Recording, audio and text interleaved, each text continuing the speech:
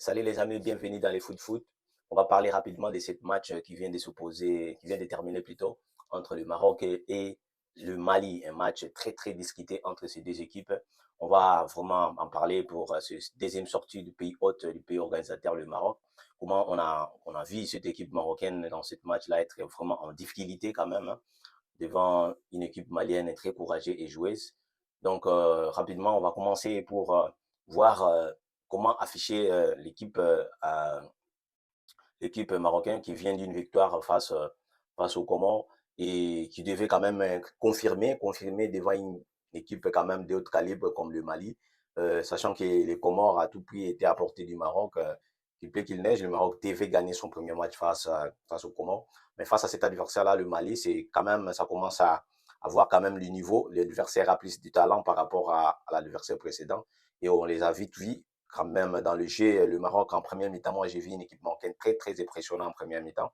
Et mais en deuxième mi-temps, j'ai vu une autre équipe de Maroc très paniquée, pas très à l'aise dans la phase de jeu, pas très en confiance aussi, hein, parce qu'on a vu quand même en deuxième mi-temps, il y avait beaucoup de déchets dans le jeu marocain aussi. Et même, après ces billes-là, ils commençaient à jouer des longs ballons devant, ce qui n'est pas de l'habitude de l'équipe marocaine. L'équipe marocaine aime jouer, construire le jeu de la défense, remonter vers le milieu et trouver ses attaquants. Mais après le but, ils étaient vraiment en difficulté.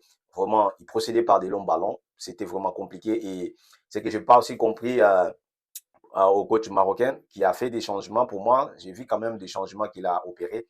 C'est comme s'il a fait des changements sous pression, qui n'a vraiment pas eu trop de sens.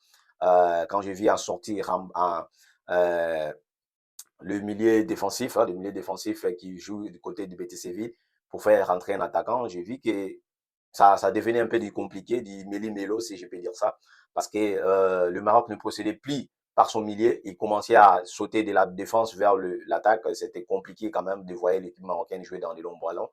Et voilà. Donc, côté malien, j'ai vu une équipe malienne quand même très sérieuse par rapport au premier match. Peut-être l'engouement de l'adversaire aussi le fait. Parce que l'équipe malienne était quand même, depuis le début du match, ils étaient engagés malgré le but qu'ils ont pris, malgré la pression du public, malgré la pression que le Maroc a mis dans la première mi-temps. Mais c'était une équipe marocaine qui s'est montrée aussi, et plutôt équipe malienne qui s'est montrée aussi dangereuse dans la phase de sortie de balle. On voyait quand ils sortaient de balles en contre-attaque, ils étaient quand même dangereux. Ils arrivaient à inquiéter quand même l'équipe marocaine. Vraiment, pour moi, c'était un match vraiment test pour le coach marocain, pour qu'il puisse quand même gérer bien son effectif et aussi savoir qui il faut mettre dans le moment opportun. Parce que dès que tu vois la composition du départ, quand même, il a commencé avec El Kabi qui comme en attaquant de pointe à la place de Raimi. Je vois que moi, je trouve souvent El Kabi en joker. Je sais pas, mais dans plusieurs matchs que je lui ai vu jouer face au Maroc, il marque plus de buts quand il est en position de joker qu'en position de titulaire. Donc, pour moi, c'était un choix difficile à prendre, mais c'est un choix que les coachs prennent quand un joueur marque les buts, c'est sans confiance, donc on le met dans le match. Mais souvent, ça marche pas. Souvent, les attaquants jokers restent des attaquants jokers. Donc, on les garde jusqu'au moment opportun dans le match et on peut les lancer. Et voilà, donc, c'est ce changement-là qui a opéré le coach devant l'attaque marocaine, qui n'a pas abouti. On a vu encore, il a remplacé, il a repris avec Raimi aussi, qui était pas bon. Il n'a pas fait une bonne entrée par rapport, si je compare l'entrée d'El Kabi et dans le précédent match et l'entrée de Raimi dans ce match-là, c'était pas une bonne entrée. Donc, il n'a pas apporté grand-chose à l'attaque marocaine. Pour moi, je dis bien, c'est pour moi, qui a été lancé en seconde période, qui a eu ce face-à-face, qui a vraiment raté ce face-à-face-là.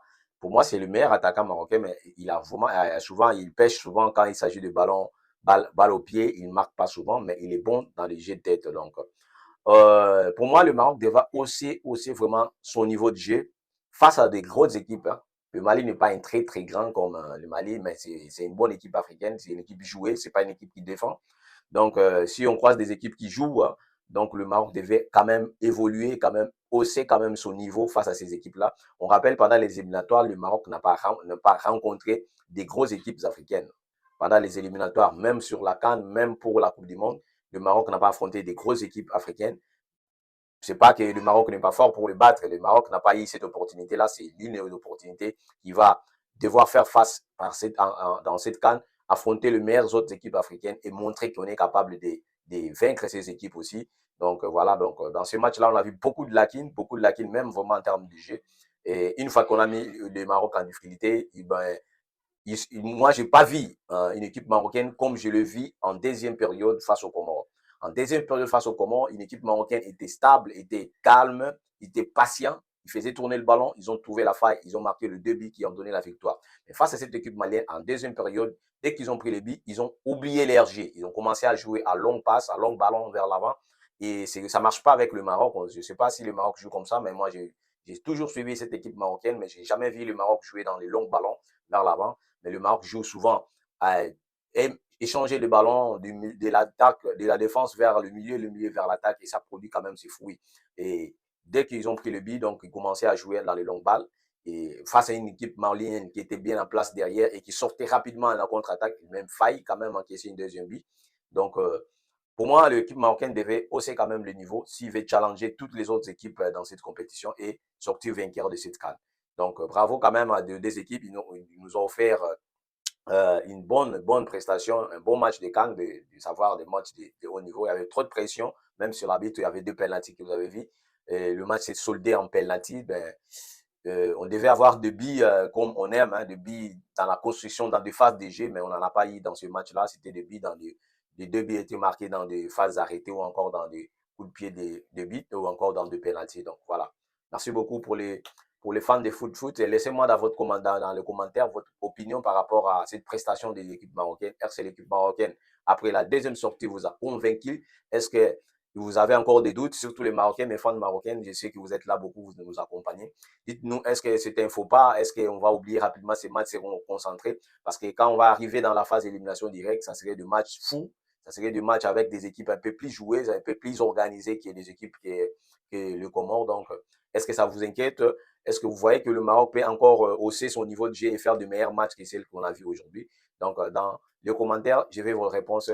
Merci beaucoup. On se revoit demain pour le prochain affiche. Le prochain affiche, c'est notre affiche à l'échange entre les Sénégal et la République démocratique du Congo. Ce serait un grand match à commenter ici aussi. On serait ici après le match pour analyser entre les deux équipes comment ils ont évolué et qu'est-ce qu'ils ont produit de bon et qui va l'emporter. Jusque-là, c'est l'Égypte qui a reçu un coup parfait d'avoir 2 matchs de victoire. Aussi dans la forceps, l'Égypte, moi j'ai vraiment vu que l'arbitrage dans ce match-là n'était pas correct parce que comment dans cette nouvelle ère du football africain, il y a la VAR, il y a la technologie dès la phase des groupes. Les arbitres qui sont appelés à la VAR, mais ils prennent toujours des mauvaises décisions, on ne sait pas pourquoi.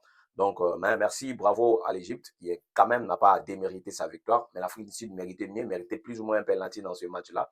Peut-être que ce serait un match nul, mais bon, hélas, le destin a voulu que l'Égypte gagne ce match-là par 1-0. Surtout, ces deux équipes sont des équipes mondialistes. Il faudrait quand même, la CAF, dans ce contexte-là, mettre des arbitres sérieux parce qu'on a besoin des équipes qui vont représenter l'Afrique, soit des équipes qui gagnent sur les terrains et que les équipes ne soient pas favorisées ou défavorisées par les arbitres. Parce qu'à la Coupe du Monde, ça ne va pas pardonner quand vous affrontez d'autres équipes, quand les matchs sont arbitrés avec d'autres arbitres qui viennent d'ailleurs. Donc, ça ne serait pas des cadeaux pour les équipes africaines. Donc, il faut vraiment mettre le point sur les i de ce côté-là de la CAF.